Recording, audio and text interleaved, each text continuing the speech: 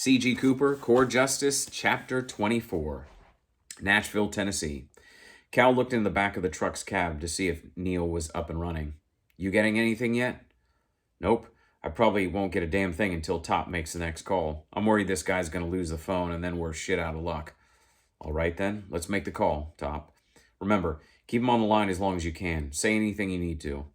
Although he was driving, Master Sergeant Trent pulled out the stolen phone and redialed Dante's number on speaker. The other man picked up after the first ring. Where the fuck have you been? I've been in my truck, Trent said coolly. Oh, I remember this part now. What do you mean, you've been in your truck? I told that fool to have you give... Wait a minute. Who is this? This is the fool. What are you talking about? Dante asked. The fool you owe money to, bitch. Dante was silent for a couple seconds. Where are my two boys? Don't you worry about them. They're nice and cozy. Dante's voice rose in anger. Fool, if I find out you killed them... Calm down, Dante. I didn't kill them. I'm just after my money. Fool, I don't even know who you are, asshole. Fool or asshole, make up your mind. And I told you, I'm the one you owe money to, Trent said again. Neil poked his arm through the two front seats with a thumbs up, signaling that he'd caught the cell phone trail. He'd silently told them that he'd need about a minute after latching onto the signal before he could get a better location. The convoy was still about 10 minutes from their target. Now West sounded amused. If I owed you money, you'd either be dead or on a payment plan by now. I don't know you, and if I don't know you, that means I don't owe you. Trent glanced at Cal, who gave him the keep going signal. I said you owe me. I didn't say that you know me. It was actually one of your boys that I took care of over in that shitty little house in East Nashville. Motherfucker stiffed me out of 10 grand last month when I came to deliver supply. I asked him to pay me and he told me to talk to you. Something about it being your business. There was a pause on the other end as Dante weighed the new information. He wasn't an idiot. He wanted to keep all the customers he could get. Gangster or not, he was still a businessman. Look, fool, I don't know what that idiot told you, but I never stiffed my customers or my competition. This town is too small for that shit. That's what surprised me. I've been doing business with your guys for a while, and this was the first time I ever felt cheated. So what do we need to do to get me my money back? Trent looked at Cal, who shrugged his shoulders as if to say, I can't believe this guy's buying this. How about I have a little talk with my boy, and I'm sure we can get this thing worked out, Dante said. How about I come over to your place and we talk about it, Trent suggested. Sorry, man, I can't do. That I can't do. Give me a couple minutes and I'll call you back. Trent looked at Cal again, who nodded. Okay, call me back. The line went dead. The line went quiet as the call ended. Cal smacked Trent on the shoulder. Nice job, Top. I guess he took the bait. Yeah, but I wouldn't count him out yet. He's like a cornered rat, a smart cornered rat. I could almost see the wheels turning in his head.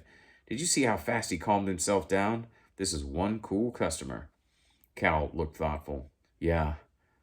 So have you figured out what we're going to do with this guy when we get him? Trent asked.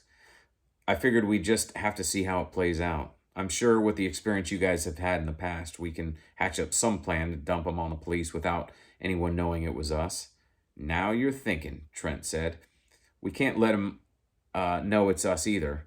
That would be bad for you and for the company. Neil raised a small duffel bag on the seat next to him. Good thing we've got a bag full of black masks back here. There was silence for a minute as Cal digested the conversation and planned the upcoming action. Worst case, they would miss West. Best case, they would find him. Then what? Cal couldn't run from what he felt in his heart. He wanted to see West die by his own hands. The realist in Cal pondered the idea and knew it wasn't the logical outcome.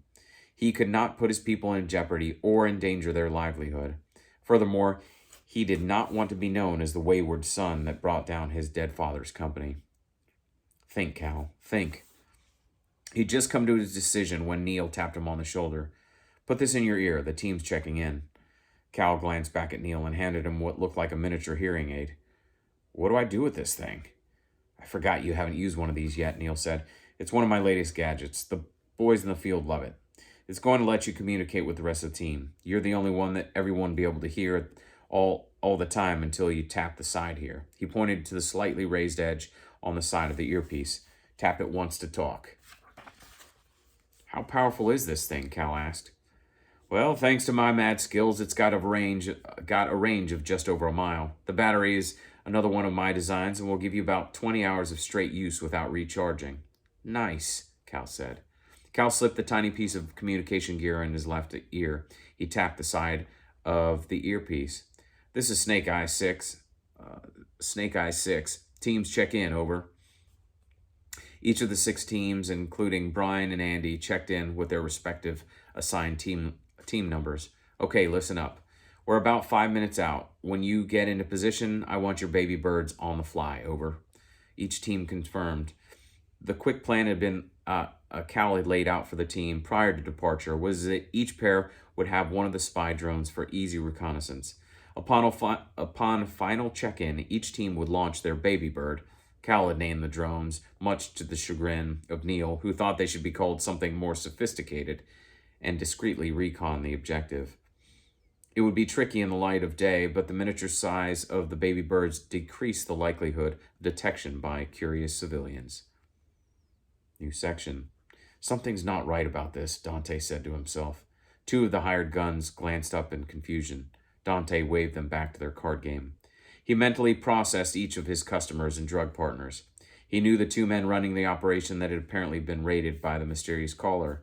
He made a quick call to one of his whores to go take a peek inside. The soonest she could be there was in 10 minutes. Everything's 10 minutes. Shit, Dante thought. He didn't like other people having the upper hand. Wes didn't like owing people either. It seemed like ever since that damn thing with Shorty, he was neck deep in favors. Yes, he was a criminal, but he liked to think of himself as a relatively honest criminal.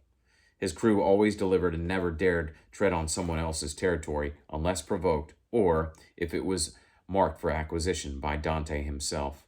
By keeping that tight rein on operations, NON had seen solid growth in income and recruitment since 2005. Wes did not want that to go to shit. Wes did not want that to go to shit. So, what should he do about this caller he supposedly owed money to? I do think it's funny that I made it a point to say recruitment since 2005. Maybe we should get NON established 2005, and maybe there will be the death of NON.